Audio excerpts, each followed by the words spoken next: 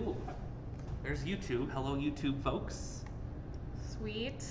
And there is the Facebook. The Facebook. Are we on Facebook? I'm gonna wait till it gets off that screen. Oh, God. And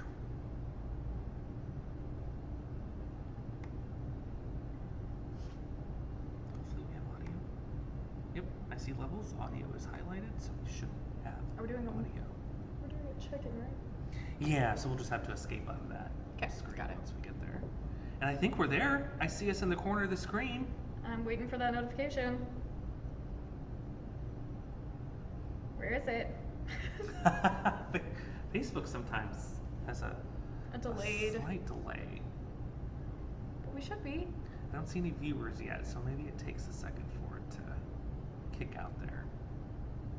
If you're here, though, of course, you can let us know in the comments section. Let us know if you're hearing us. I don't see anybody quite yet. But... I don't either. Oh, one person. One. An audience of one.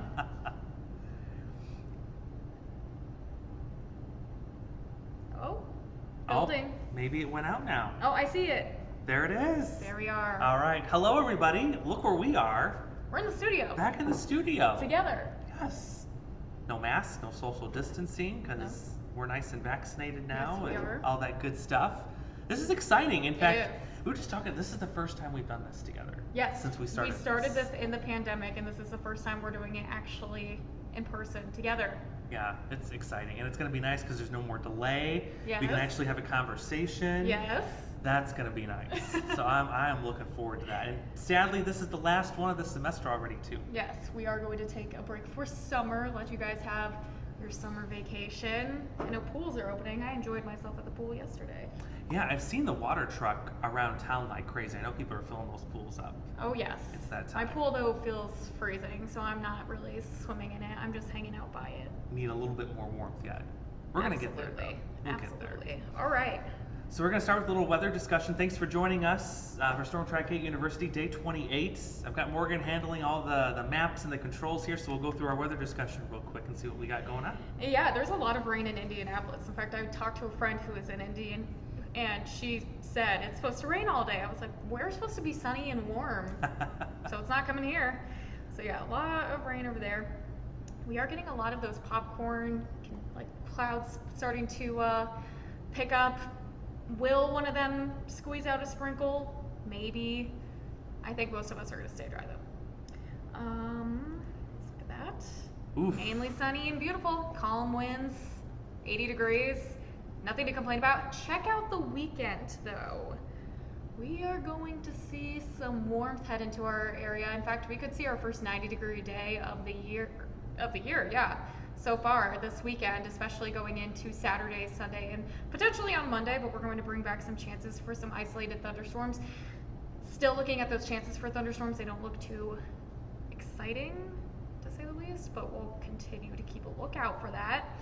But yeah, I guess the 14-day. It's still warm. Still warm. So we're saying goodbye to that, little end of May cold that we saw. We're done with it. We're done with it. I'm saying quits. Every time I say quits, we get surprised, but I'm saying quits now. Yeah, and I think, looking at a pattern like this, we're not going to get frost. I know we said that. We're not how going many to get weeks frost. ago? We're done. We are done with frost. It will not happen. Yeah, I think it's safe to say. I think it's safe to say we're in June. We're heading to summer. This is promising. As if we have highs in the 80s, we will not have lows in the 30s. We will not. I will bet a week's paycheck. Yes. On it. That's how confident I am right now on this. We will not have it. We're done.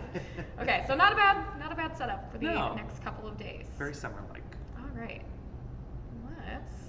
We'll dig in. Get to getting. Okay. Blocking patterns, which, I spelled patterns wrong. Hopefully I didn't do that on the other That's side. okay.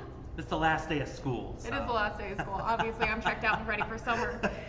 All right, today's agenda, we have jet stream and upper levels. Just a quick touching base on that. This is a little bit more of a in-depth, more difficult topic to talk about. We try to keep it as simple as possible, but we do talk about blocking patterns sometimes on air, especially when they are relevant. They do happen a lot in the summer, and they can cause a lot of warmth. We'll talk about that.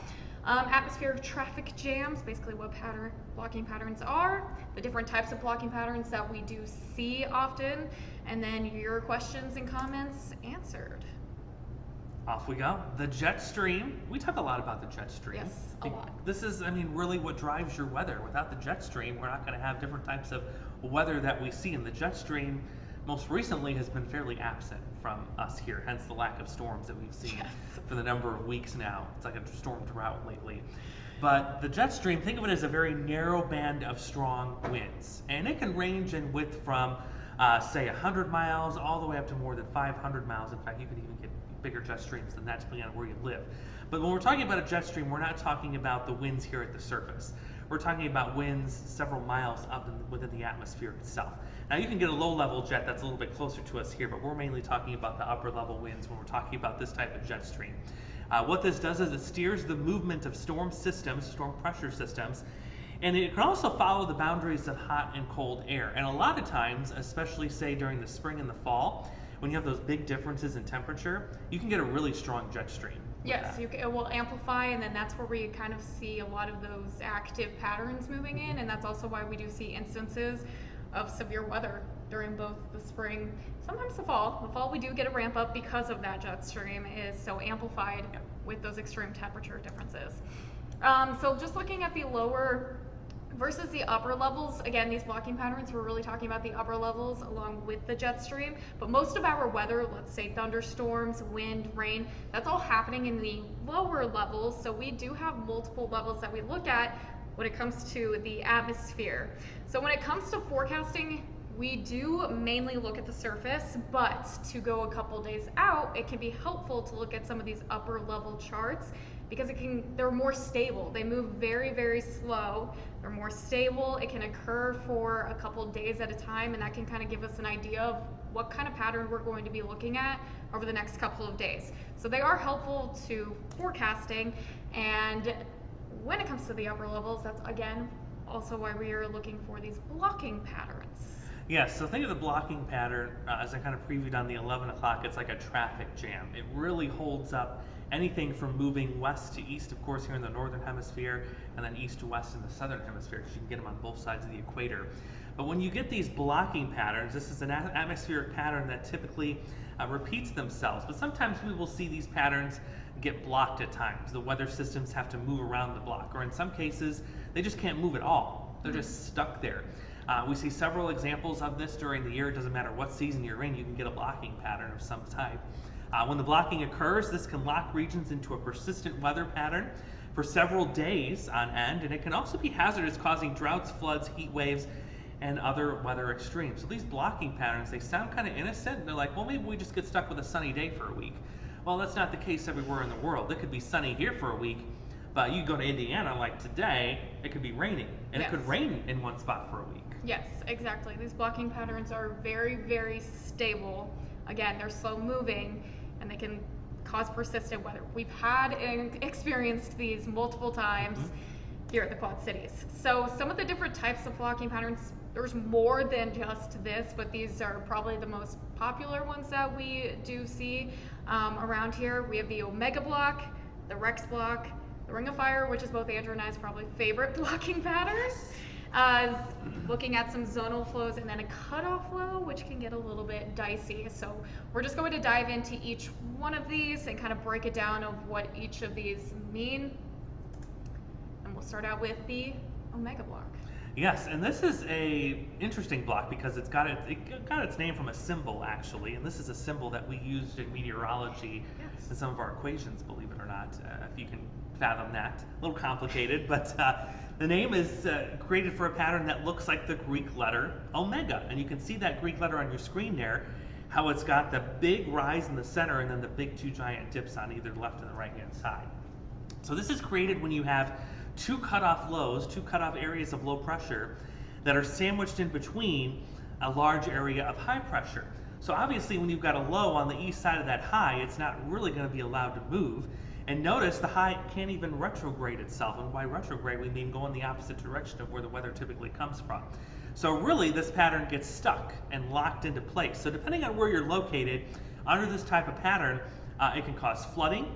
that are the areas that are near the low pressure system. So in this case, it would be the southeast United States that would see that, or the northwest Pacific in this specific pattern setup. But it can also cause a lot of drought too, a lot of hot and dry conditions, and that would set up in the central and southern plains in the middle part of the country. So a very powerful one. In fact, if I had to guess, this is probably the most frequent block that we see. I see this one often going in. It can be something to blame when we do get pretty hot for a couple of days. This could also be what's occurring here for our hometowns, especially where that high pressure is situated, because this can be oriented in different locations. It's just showing how this is set up. But again, you can see that that blue line is drawing kind of the wind flow. So you have that cool air because it's dragging in from the north, and then you have all that warm air dragging in from the south over that high. So that's keeping that heat dome kind of in place.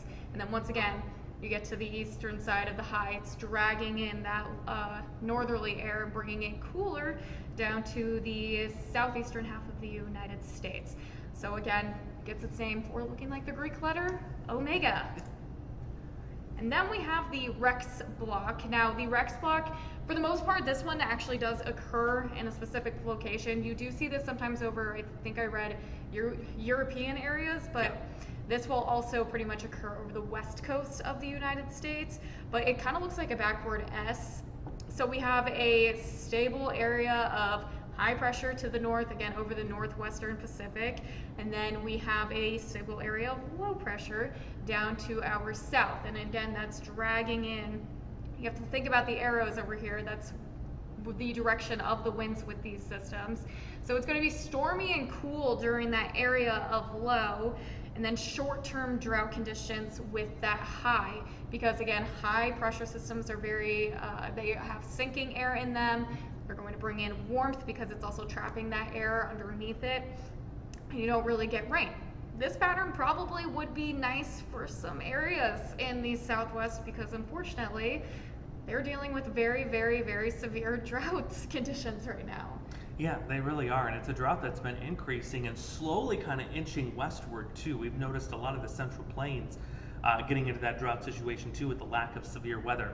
And the pattern that we've seen as of late is a little reminiscent of a Rex block because we've had this ridge sitting in the western part of the country. The only thing is there's no area of low pressure associated with what's going on right now, but there is a pretty big ridge out there, and it's that darn ridge that's really precluded our severe weather potential here this year. What we want to see is we like to see a trough sitting off to our west, or a dip in the jet stream to get some of those storms going. So this kind of explains the situation we're in right now. We're not talking about the low in the southwest, it's mainly a high pressure system, but this is certainly something we can kind of relate to as to what's going on right now. Yes, unfortunately, it has not been an exciting year. Well, it's good and bad. It's good and, yeah, exactly. If you're a weather weenie, it's bad. It's bad, yeah. But severe storms can cause a lot of trouble. Yeah.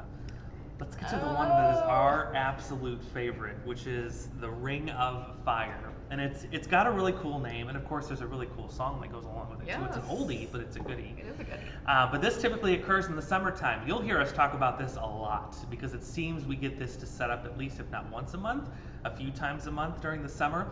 But this is responsible for major heat waves, especially in the southern part of the country and even our part of the country too, on the fringe of this.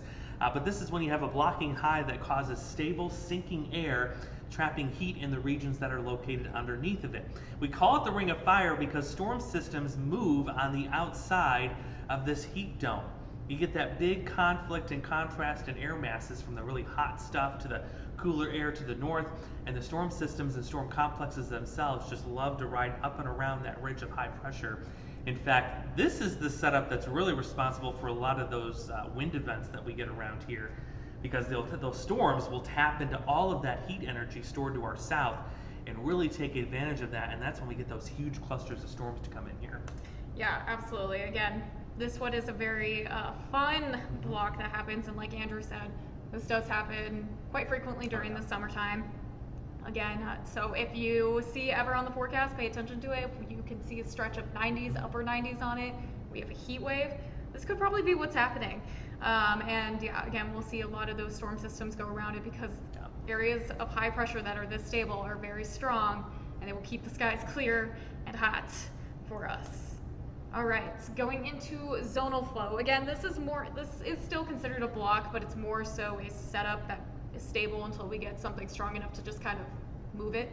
But this is when we see the jet stream both kind of parallel to the lines of latitude. So we're really just getting these fast winds just going from west to east, just like weather usually moves. So when this happens, our storm systems go very, very, very fast. They just kind of book it across, kind of get those pulses to move through, and they have very little movement in the north and south orientation, because again, the jet stream is controlling or driving the route that these storms are taking. So if it's parallel and it's just consistent, it's just going to kind of move them right along. Now, locations to the north of the zonal flow are relatively going to be cooler than the south, so basically what you would expect from the United States. We have warmer conditions in the south, cooler in the north. And without going too deep into the physics of how this works too, when you have these zonal flow patterns, you notice just how flat the jet stream is. So you really tend to not get strong systems in this type of a setup. It's usually fairly quiet in this type. And you can see that there again, as Morgan mentioned, these are fairly parallel to the lines of latitude. You'll look for a stronger storm system where you've got that kink in the jet stream, and you really just don't get it when you've got a zonal flow. Most oftentimes when we're in that flow, it's fairly quiet, maybe a few clouds in the sky. You usually don't get a significant rain or anything like that to come about. Cutoff flows. The cutoff flow. Oh my gosh. So this one can be a real pain in the rear for a meteorologist. A cutoff flow. So when we look at the map here, you notice the jet stream, or the pattern flow, if you will, well to the north of an area of low pressure. So what happens is you get this persistent area of low pressure that becomes cut off from the main flow aloft. So there's nothing really to steer it or drive it anywhere. So the cutoff low, weatherman's woe, which you were just talking to me about before we launched our unit today. The woe, as you can imagine, it comes from just how slow moving these systems can be. And the models tend to track their exit rather a little too soon. They're always trying to rush these things out of here, but in reality, they'll actually stick around for at least a couple more days compared to what our computer models want to do with them. So that makes it very difficult to forecast. They can occur anywhere, literally. We've seen them here, we've seen them to the west, to the east, to the south, to the north, and they can cause stormy, rainy patterns over those on the eastern half of the low. Not really big, severe weather producers on a widespread scale, but I will say when you get a cutoff low, these are the kind that can produce what we call those cold air funnels, because a lot of times there's some colder air associated aloft with these cutoff lows. You'll get those storms that bubble up in the showers during the heat of the day, and you can get those little funnel clouds like before. Yes, these things can become very stable. They can last for much longer than expected. And again, usually what happens with these is they'll kind of they're drifting. So models do a good job about tracking the drift, but they want to shove it back into the jet stream so it can get a move on much sooner than it actually will. So yes, these can kind of cause those rainy, again, whenever we do have a lot of rain in the forecast, something like this could be going on. I just thought of this too. You can get a cutoff low with a leftover tropical system. Yes. If it's removed from the jet stream and there's nothing to push it. That's a good example. That can cause. All right, I think that leads us to the end. Quick, short and sweet. Nice. We're giving you guys an early out for the last day. I know. It's a treat. A treat. Okay, let me. We'll go through comments, questions now. You can Got do a them on the couple. main page or our pages too as well. Oh, you had some on the. I will go on mine. I think this is the main one. You have the main one, so I can go on ours. Yeah. We've got Terry saying hi, Seth, as always, saying hello from Clear Lake, Iowa. Hi, Seth. That's a jaunt to the west there. Dave, once the emojis go away, will it stop raining in southeast Iowa every 2 or 3 days? That's a good question. You know, he had asked me earlier on my personal page, has southeast Iowa seen the bulk of the rain and storms so far this year, and even the snow this winter? And the answer is yes. They have. Yes, they have been. It's been a weird setup. Here we go. We're going to be dry for the next couple of days at least, going through the weekend. So that's the good news. You could look forward to some dry time. And then we'll bring back those rain chances, it looks like, early next week. So that's something to look forward to. I haven't really looked as to where this is going to be set up. But for the meantime, you can look forward to hot but drier. Yes. And then our last one I see on here is from Brenda, our fellow Geneseoan. Hi, Brenda, fellow neighbor. Says, thank goodness she got the lawn mowed today. I agree. In fact, I'm going to have to do that once I get off work this evening. I'm going to have to go and mow the lawn. Oh, yes. I see a lot of people doing yard work. Luckily, I don't have to do that. Anyway, I have Seth checking in on my page, and then I have Kurt, which I'm sure a lot of you guys, if you've been keeping up with people's Facebook pages, there's been a lot of departure announcements. Yes. And Kurt says, are either of you two also leaving? No. No. We are staying. You're stuck with us. I know for me for sure 2 more years. I'm here for at least 2 more years. I think there's a good potential I will be here for at least 2 more years. But at least 1 more year, for sure. Yes. Thank goodness. So you I don't have- want her to leave. Yeah. You're stuck with us. Okay, we have 3 comments on your page. And you guys, you should see how fast she got this pulled up. You know how long I this know, takes it takes me to you do? forever. Oh my god. Oh my gosh. Oh, we have Linnell saying hi to both of us. It's beautiful in Elizabeth today. Nice. Beautiful everywhere. When should I try to mow my yard this week? I would say today. Yeah, I would do it Because it's going to be today. the coolest day today. Still dry and beautiful, but we're just going to continue to ramp up temperatures, and I would say getting a little more humid, right? Definitely by the weekend, I think you're going to feel some of that humidity come in. So yeah, I agree with her. I would get it today because it's only 80. We're 85 tomorrow and then close to 90 for the rest of the weekend. So I would do it today. That's what I'm going to do anyway. I don't mow because I don't have to. Because she doesn't have to yet. I have offered though. I said, if you ever get the itch, I've got a John Deere tractor now, so you can go ride, do the riding lawnmower. You don't have to push mow. Oh my gosh. Oh, we have one more. Someone, Tina, checking in on the regular page. Oh, yep. There she is. Yes, kind of cloudy here in Galva. How come, Andrew? The weekend sounds better. Lucky for you, Andrew, you could still be my friend. You both have a great rest of the day. Yes, we're getting cloudy because of the sun just bubbling up some of those clouds. Just popping it up. I wish I could pull up the Bridgepoint cam. I had a way to feed it in. We don't know. have it online yet, but I think it's coming to our website soon. Yeah, it is getting rather cloudy. But yeah, you look can how see 'em. spotty these clouds are. Just puffy little clouds. Yeah. These are the ones though that if you like to time lapse, if you're a photographer, by the way, best time lapses. The best, because you watch them grow. They're the best. Sometimes they'll just shrink and then they'll grow again. It's like a process. It's pretty It cool is. though. I think we're all caught up. Yes. It's been fun.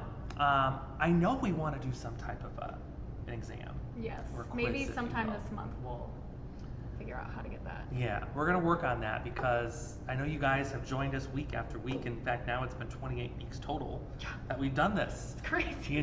There's been a lot of work and time and effort put into it, and a lot of you are our regulars that join us every week, so we want to kind of find a way to reward you. So watch our pages. Once we get something put together, we'll let you know. It's nice that things are opening up again, so we don't have nearly as many restrictions that we have to work with before, because that was kind of the issue before. Yes, we wanted to come up with something like to actually, who wants to just take a test with no reward or incentive. Yeah, so we want to be able to give an incentive in some way, shape, or form. So once we figure that out, I know that we have some questions even started from a long time ago when we thought we were going to do this. So we're going to put something together and then watch our Facebook pages. We'll figure it out. Yep. We'll get there. So stay tuned to it. We'll start this again in the fall in some form. We do want to continue doing this because it is quite popular, and we know the teachers appreciate it as well. We have not started back, I know it really doesn't matter right now, but we haven't really started back with the in-person visits quite yet. We're still kind of on the edge of that. We're not quite there yet in terms of being allowed. But we'll see what happens by the fall. I hope by the fall. We're hoping by the fall that we could. I would love to go back to in-person visits. That's fun. We miss the kids a lot, and of course their quirky questions too. Yes, the best. Dinosaurs, volcanoes, meteors. Oh, the best. How do you escape a tornado if you don't have any legs? Those were the questions that I got. So, oh my goodness, we miss it. We really do. And hopefully fall will be that opportunity that we can do it again. Looking forward to it. Yes. So you guys enjoy the rest of your Wednesday. I almost said Thursday because we were talking about Thursday earlier. We'll see you this weekend. Yes. All right. Enjoy. Stay cool. Take care.